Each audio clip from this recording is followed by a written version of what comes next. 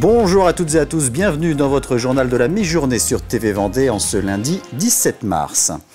Offrir une réflexion critique sur notre monde hyper connecté et sur notre lien avec le numérique, c'était l'objectif de l'exposition et des performances artistiques présentées ce week-end à la Gâterie, un espace de création contemporaine à La Roche-sur-Yon, dans le cadre des Journées des libertés numériques organisées par les bibliothèques universitaires de Nantes. 6 artistes ont livré des œuvres immersives posant question sur les dérives possibles du numérique. Reportage Anaïs Escalona. Son métallique, presque hypnotique, cet artiste musicien nous plonge en immersion dans son univers.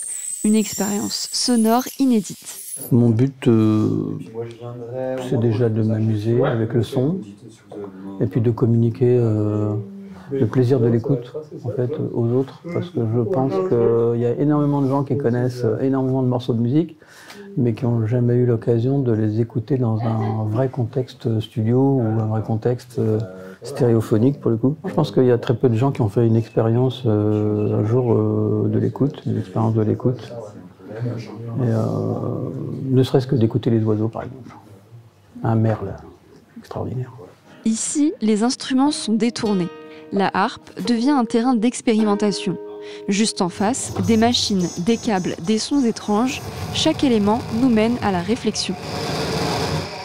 Il y a des formes de réponses, mais c'est difficile, on ne peut pas demander à un artiste de donner une réponse pour la société, parce que même la société n'en a pas forcément. Alors du coup, comment on fait?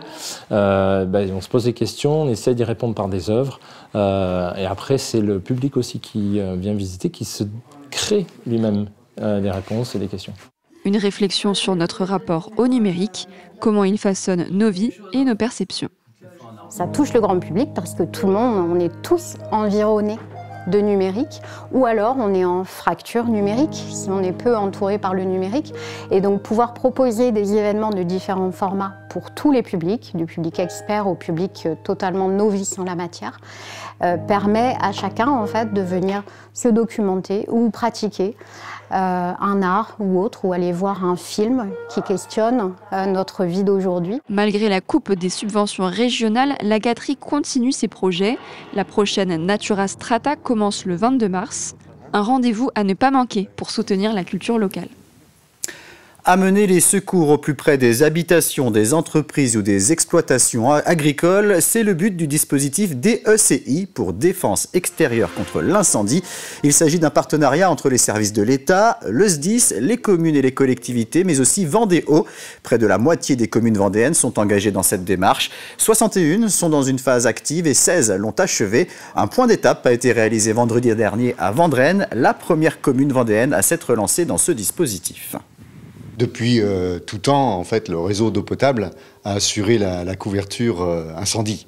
Et donc, de façon naturelle, Vendée-Eau et les collaborateurs de Vendée-Eau se sont inscrits dans cette cellule qui est pluridisciplinaire, qui est faite d'experts pour assurer ces études de schéma de couverture incendie pour les communes de Vendée. L'idée, c'est vraiment qu'on soit le plus réactif et qu'on permette d'arriver au plus vite. Et grâce à la connaissance des sapeurs-pompiers, du territoire et des bornes à incendie, de la défense à incendie sur les communes, ça rendra beaucoup plus efficient la prise en compte de l'incendie quand il va se déclarer. Donc on est vraiment là sur une question, un enjeu de sécurité et puis de sécurité pour les personnes et pour les biens, évidemment. À l'occasion de la journée mondiale du recyclage qui aura lieu ce mardi, nous vous proposons chaque jour de cette semaine un gros plan sur des initiatives ou des dispositifs visant à réduire nos déchets. Et on débute avec un espace de réemploi installé sur le site de la déchetterie de Saint-Hermine. Géré par des bénévoles, il permet d'apporter des objets dont on ne se sert plus et d'en récupérer d'autres d'occasion dont nous pourrions avoir besoin. Reportage Grégoire de Châtillon. Des objets propres et entiers déposés par les particuliers ici, dans cet espace accessible à tous. C'est l'espace réemploi de la déchetterie de Saint-Jean-d'Hermine, Tout a démarré il y a quelques années grâce à la volonté, grâce à la conviction d'une association, le Club Nature et Environnement de la commune. Nous sommes convaincus qu'il faut arrêter de surconsommer et puis arrêter d'enfouir nos déchets dans la terre. On creuse des trous un peu partout pour enfouir nos déchets. Ça crée aujourd'hui du lien social parce qu'on a des gens qui viennent parce qu'ils n'ont pas de moyens. Je récupère ou je ramène selon ce que j'ai plus besoin à la maison. Que ce soit des jouets, de l'électroménager, des meubles, ça dépend de ce que j'ai à la maison qui ne me sert pas. Déco, livres, bricolage, vaisselle, jouets, bien organisés et rangés par les bénévoles. C'est une aubaine de ne plus voir ça partir dans la benne. Ici, il n'y a pas d'histoire d'argent. Cela tourne bien, c'est un succès. On voit que ça bouge beaucoup parce que quand on dépose des choses, il suffit de revenir 1 heure après, ça y est plus forcément. Quand on vient, on voit qu'il y a beaucoup de turnover au niveau des objets. C'est très intéressant parce que ça répond à une demande. Ça permet d'éviter tout ce qui n'est pas jeté dans les bennes en fait peut être réutilisé ici. Là, c'est assez atypique parce que c'est un espace qui est complètement ouvert.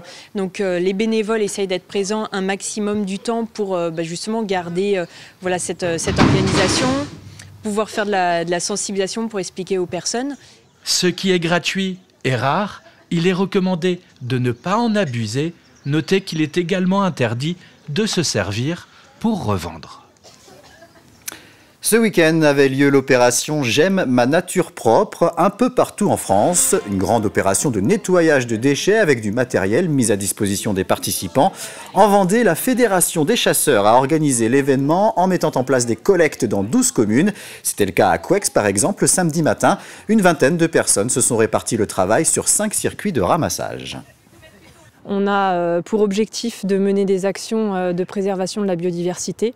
C'est aussi le ramassage des déchets, c'est aussi un bon moyen d'aller vers les gens, de sensibiliser les gens et de les rencontrer sur un ramassage qui a du sens, de faire participer les enfants aussi, ça permet aussi de les éduquer à cette problématique et également de se faire connaître, nous, en tant que Fédération des chasseurs. Alors, ça ne sera pas le cas à Couex, mais sur les espaces naturels, ce qui est compliqué, ce sont les tout petits déchets. Les déchets qui ont de l'âge, en fait, et c'est ceux-ci qui posent le plus gros problème, à mon sens, parce que ce sont ces tout petits débris âgés qui sont ensuite ingérés par la faune sauvage et qui entrent ensuite dans la chaîne alimentaire. Donc je dirais que c'est ça qui pose le plus gros problème, parce que c'est aussi les plus difficiles à ramasser. C'est la fin de cette édition. Je vous donne rendez-vous à 18 h pour un nouveau point sur l'actualité vendéenne. Très bonne journée sur TV Vendée.